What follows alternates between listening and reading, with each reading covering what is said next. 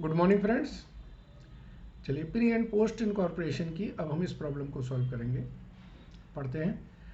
Roshni and Reshma working in a partnership registered a joint stock company under the name of Happy Limited on 31st May 2016 to take over their existing business. The summarized profit and loss as given by Happy Limited for the year ending 31st March 2017 is as under.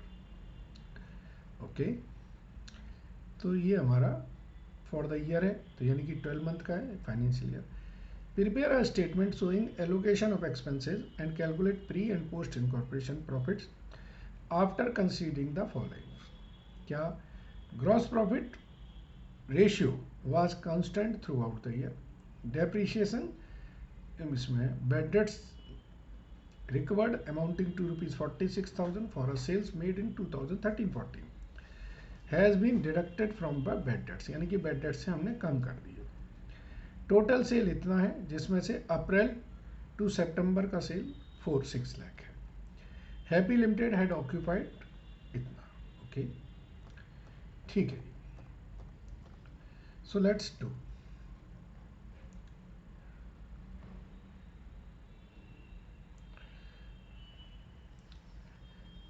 अब हमें pre incorporation and post incorporation में दो basic working करनी पड़ती हैं, उनको हम कर लें। सबसे पहली वर्किंग होती है टाइम रेशियो की, ठीक है ना। सबसे पहले हमें टाइम रेशियो निकालना। तो 1 अप्रैल 2016 से 31 मार्च 2017 का टाइम हॉरिजन है, जिसमें सर्टिफिकेट ऑफ इनकॉर्पोरेशन इनको मिला है 31 मई 2016 को। तो ये पीरियड हमारा प्री का पीरियड है और ये पीरियड हमारा पोस्ट का पीरियड है।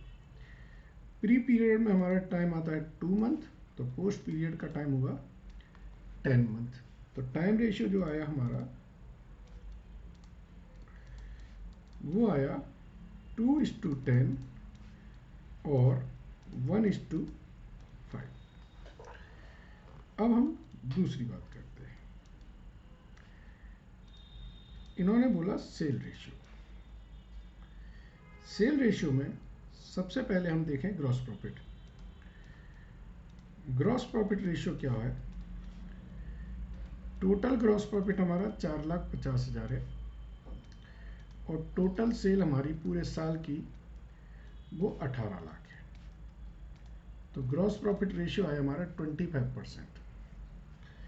अब हम सेल को बांट लें। 1 अप्रैल 16 से 31 मार्च 17 तक जो सेल के बारे में इंफॉर्मेशन आई है वो ये है कि पहले 6 महीने की सेल 6 लाख है, ठीक है। इसका मतलब है ये हमारा 30 सितंबर 2016 है। तो इस 6 मंथ की जो सेल है और इस 6 मंथ की सेल अलग अलग है। इस 6 मंथ की सेल 6 लाख रुपए है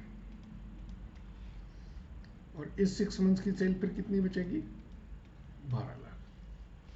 क्लियर है ना। यानी कि जो मंथली सेल आई, जो एवरेज मंथली आया, इस 6 मंथ का कितना आया, 1 लाख पर मंथ, और इस 6 मंथ का आया 2 लाख पर मंथ। अब आपको पता है कि आपका इसमें प्री पीरियड कितना है। ये हमारा सर्टिफिकेट ऑफ इनकॉर्पोरेशन है।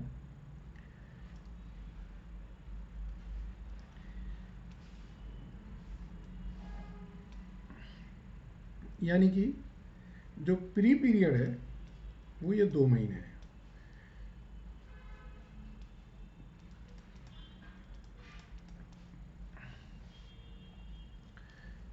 सो ये 4 महीने और फिर ये 6 महीने। तो इस पीरियड की सेल कितनी होगी, 2 महीने की सेल होगी 2 लाख,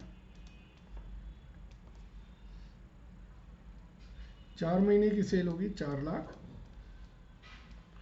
और ये 6 महीने की सेल 12 लाख तो है ही। ठीक है जी। तो यानी कि जो सेल रेशियो होगा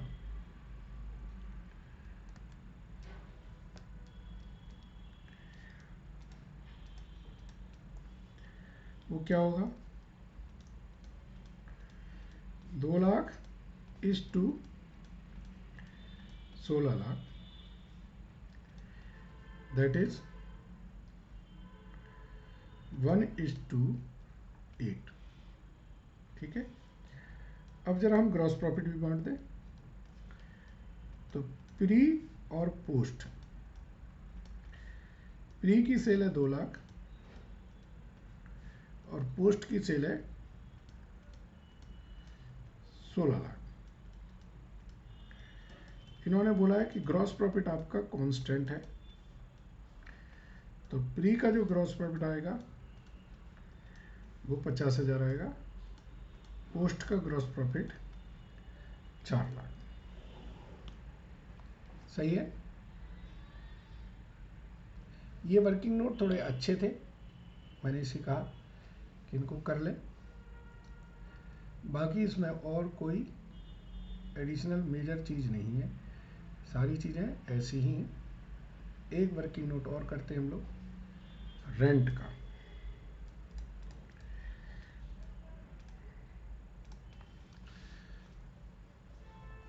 रेंट के लिए पढ़ने क्या लिखा है सबसे लास्ट लाइन में, एडिशनल स्पेस इन्होंने लिया 1 अक्टूबर से, जिसका रेंट है 2400 रुपये पर मंथ। तो टोटल रेंट क्वेश्चन में दिया है 38,400। जो रेंट ऑफ एडिशनल स्पेस है वो हमारा हो जाएगा 2400 इंटू 6 महीने, 14,400। जो रेंट ऑफ ओल्ड स्पेस बचा वो बचा 24,000 रुपये, और ये किस रेशियो में बढ़ जाएगा, ये बढ़ जाएगा टाइम रेशियो में। ठीक है। चलिए, इसके बाद क्वेश्चन में एक पॉइंट और दिया है बेड डेट्स का, उसको भी पढ़ लें। थर्ड पॉइंट है, जो बेड डेट्स रिकवर्ड है 14,000 has been deducted from the bad dates.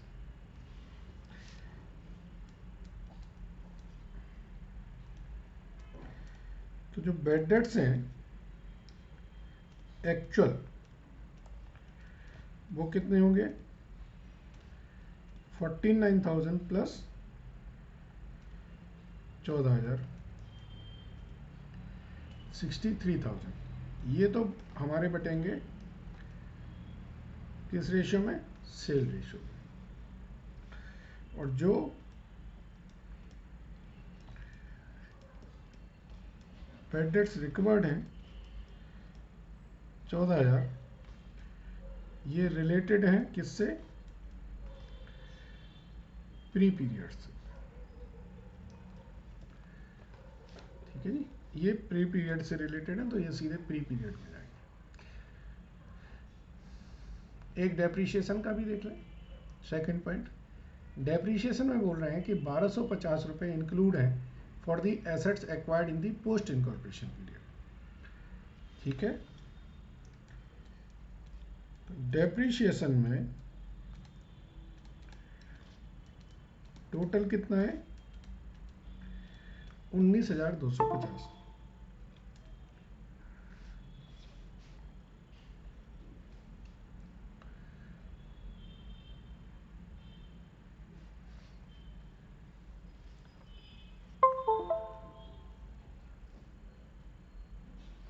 इस 19,250 में से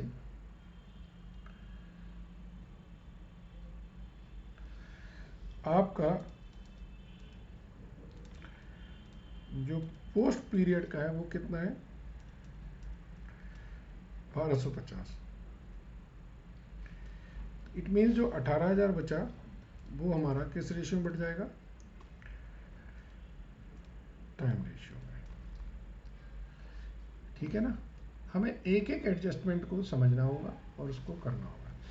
एक बार अगर आपके एडजस्टमेंट्स का वर्किंग्स बन गए, फिर इसमें कोई इतना मेजर काम नहीं रहता है। इट्स अ 2 मिनट्स जॉब, कोई भी बंदा बड़े इजीली कर लेगा। अब हमें एक स्टेटमेंट बनानी है और उसमें इन खर्चों को प्री और पोस्ट में बांट देना है, बस। चलिए शुरू करते हैं। Statement showing profits pre and post incorporation।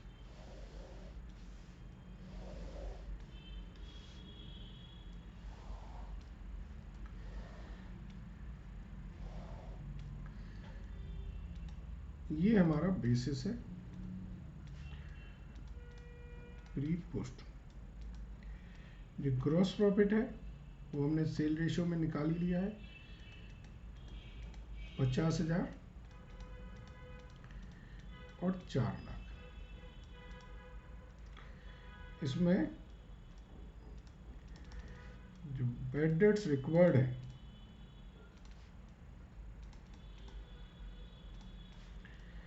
ये एक्सक्लूसिवली प्री पीरियड के हैं।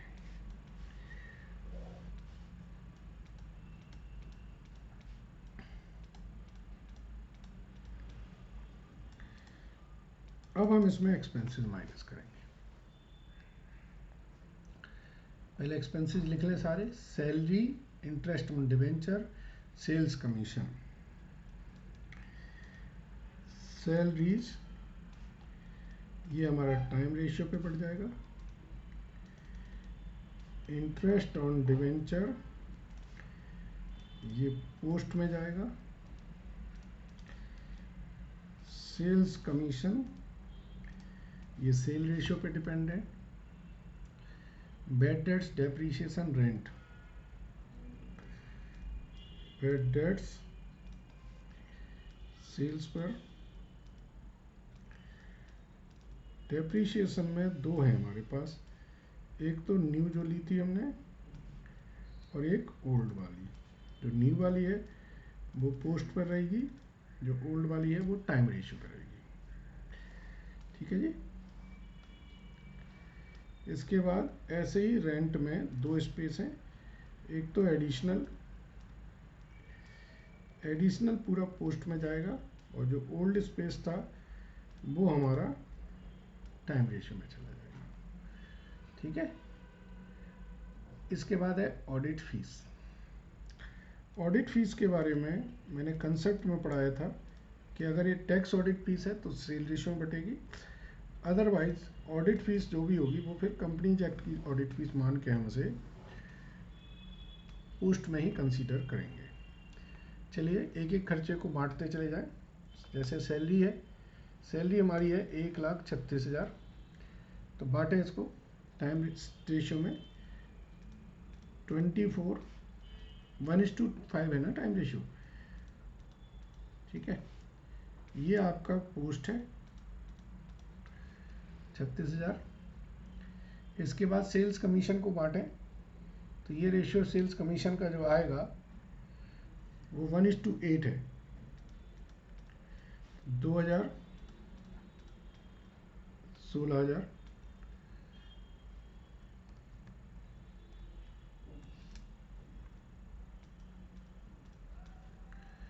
इसके बाद बैड डेट्स हमारे 63,000 है, तो 1:8, 7,000, 56,000। फिर डेप्रीशिएशन में जो नई एसेट्स आई थी उसको हम पोस्ट पे डालेंगे और जो बाकी 18,000 है इसे 1:5 में बांट देंगे। एडिशनल स्पेस जो था वो पोस्ट में डालेंगे और जो बाकी का स्पेस है उसको हम टाइम रेशियो में बांट देंगे। ठीक है जी। अच्छा, और क्या बच रहा है हमारा? ऑडिट फीस, वो एक्सक्लूसिवली पोस्ट में जाएगी। ठीक है, अब आप सामने देख लें 24, 30, 40, तो इस तरफ का प्रॉफिट आया 24,000। टोटल प्रॉफिट कितना था? 1,33,000।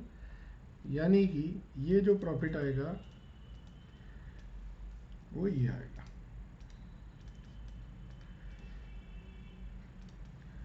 अब अगर इन्होंने बोला होता कि इसको कैसे ट्रांसफ़र करना है, तो हम ट्रांसफ़र करना भी बता देते कि this profit will transfer to capital reserve, but नहीं पूछा तो नहीं लिखेंगे।